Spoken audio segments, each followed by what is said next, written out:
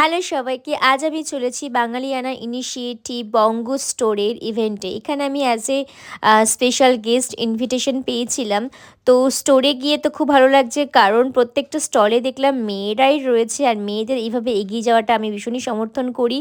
আর আমি যেহেতু এখানে স্পেশাল গেস্ট হিসাবে গিয়েছিলাম, তো আমাকে কিছু বক্তব্য তো রাখতেই হয়েছে, তার সঙ্গে একটু ফটো সেশনও চলেছে অবশ্যই সবার সঙ্গে। আর আমি অনেক কিছু পেয়েছি গিফট। আর সবথেকে বড় প্রাপ্য হচ্ছে সম্বর্ধনা, যেটা আমি এখান থেকে পেয়েছি। আর এই সেই বিপ্লবদা, যার ইনভিটেশনে আজকে আমি এখানে উপস্থিত হতে পেরেছি।